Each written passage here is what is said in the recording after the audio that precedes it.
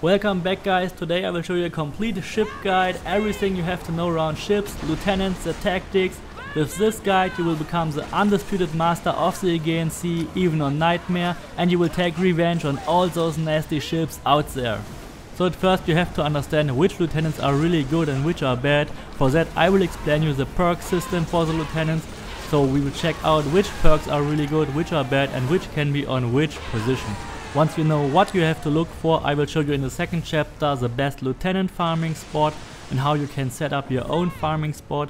Then we will go through the builds I made, and I will also show you some unstoppable naval tactics for these new builds. Every pirate will fear you after this video. The biggest problem when you look for new lieutenants in Assassin's Creed Odyssey is that you do not see their perks directly. Instead you only see a list of icons, and behind these icons there could be different kind of perks. So at first I will give you an overview which perks can be found behind which icons. In the lieutenant perk system it is important on which position an item is. That means an icon on the first position will have different perks than the same icon on the second position. Epic and legendary lieutenants have both 2 rows of perks, but common and rare have only 1. The exception is now that common lieutenants use the first row of perks and rare lieutenants use the second row of perks, even though they have only 1 icon displayed. There's a total of 6 different icons that can occur in the first 2 rows. The ship symbol on position 1 can only have armor, health or rower stamina, while the ship symbol on position 2 can only ever have fire resistance. So that's 100% bad. Most of the ship symbols except rower stamina are really useful, and you should go for them if you want a tank build for the higher difficulties. The ramming perks are not really something I would recommend, but if you want to have more ramming damage you can go for them, otherwise you are better off with arrow or javelin damage anyway. From the arrow perks only the damage variants, damage with arrows and damage with fire arrows are really useful. If you want to play with arrows, what I would prefer javelins. Javelins deal much more damage than arrows, and I will just recommend you go for javelin damage and fire javelin damage every time. The fire symbol in the second position is pretty much useless. You only want to increase your fire javelin damage. That is the highest damage driver, so just go for fire javelin damage. They have the higher percentages, 35 instead of 25. The star symbol only increase your health or damage by lieutenants or marines. Absolutely not needed. Who cares about your lieutenants? They respawn anyway.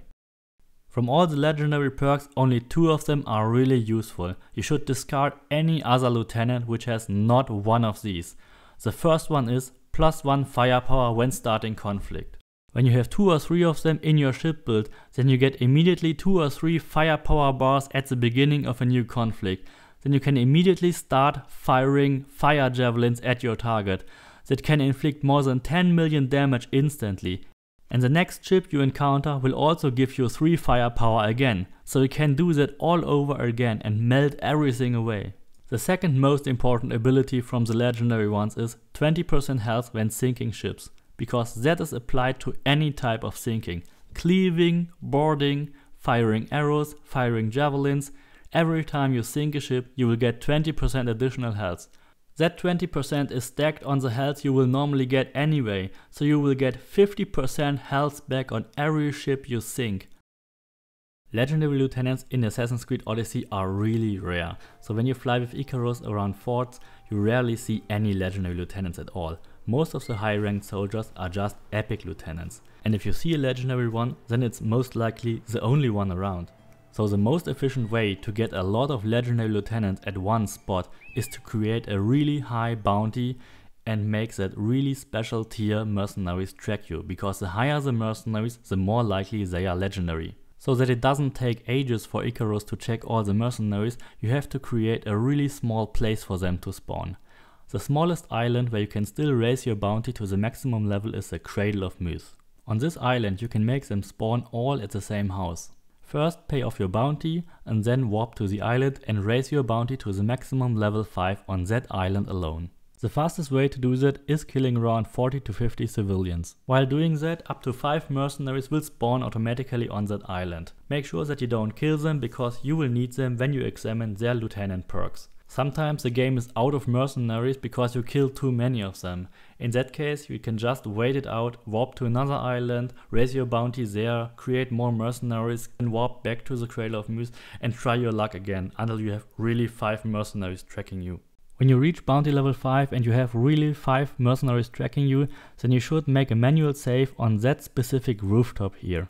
When you then load your save, it will block one of 2 spawn points on the island, so that every mercenary will spawn on the boat's house at the north. All you have to do now is call Icarus, fly with him to the north, and then you see all these chain gang members here from the mercenary group.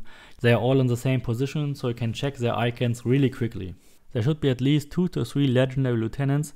Normally these legendary lieutenants are the last mercenaries to spawn, so if you didn't have the full 5 mercenaries, it's most likely that you also didn't have the full 2 or 3 amount of legendary lieutenants.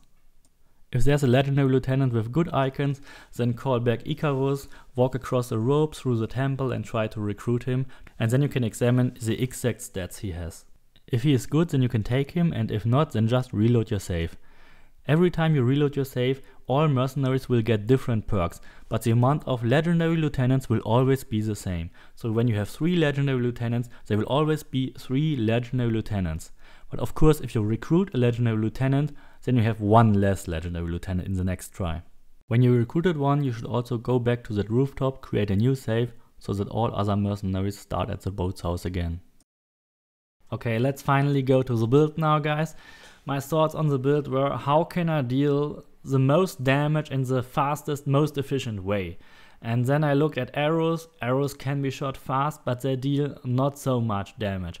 Ramming deals 3 million damage here, but it can only be done once or twice per ship. If you are lucky, you can do it more often, but it takes a lot of time, and during that time you can be hit.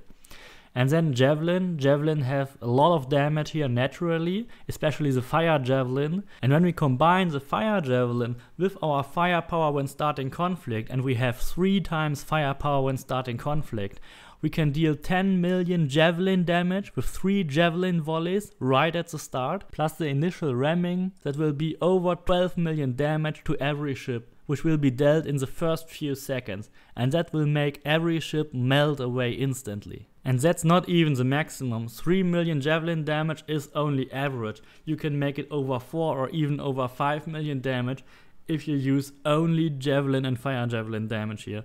But I wanted to make it nightmare proof, so I have invested here a bit in the tankiness as well. So let's check out the lieutenants. The first lieutenant has ship armor, fire resistance and firepower when starting conflict.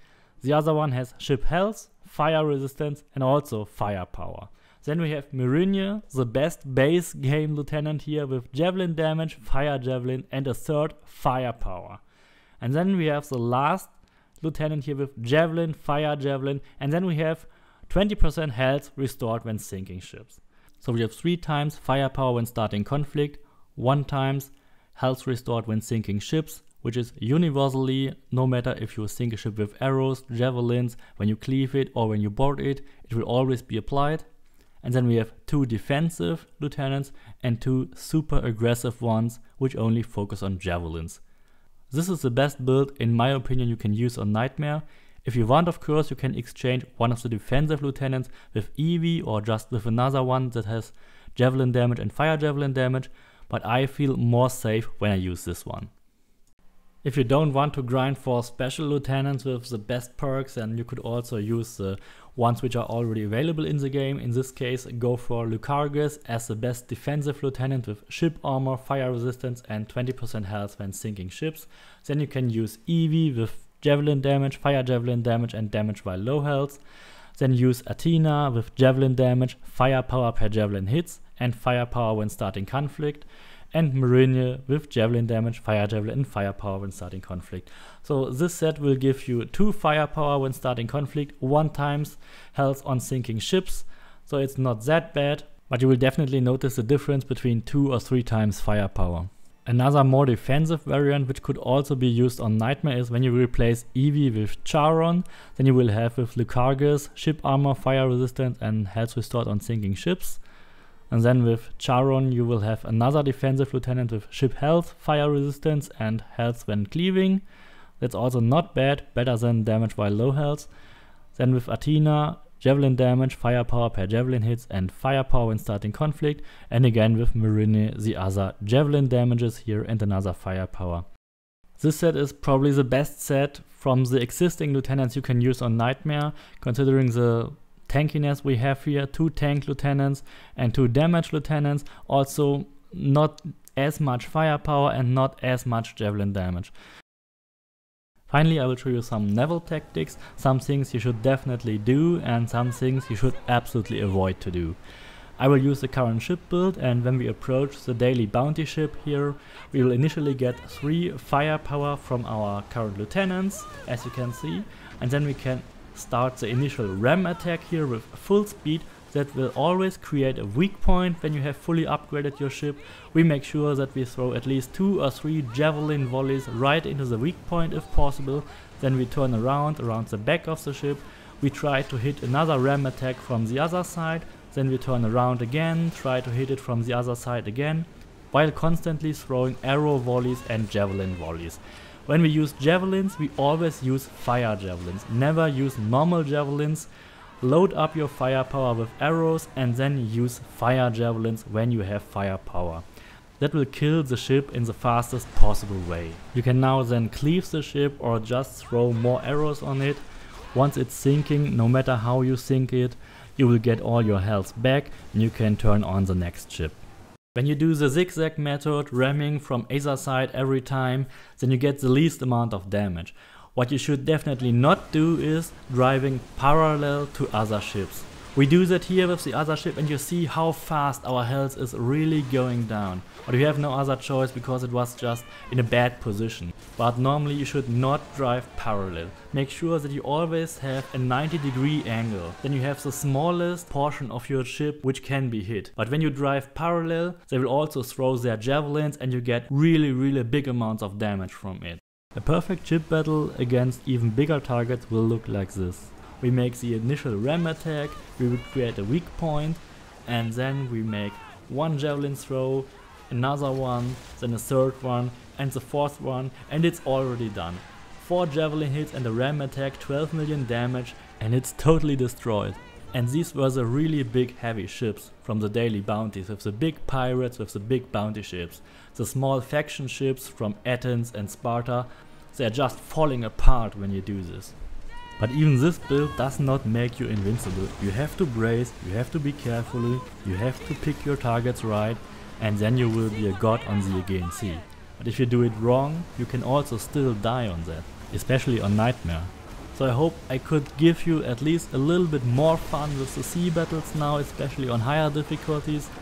Please subscribe, leave me a like, and see you next time.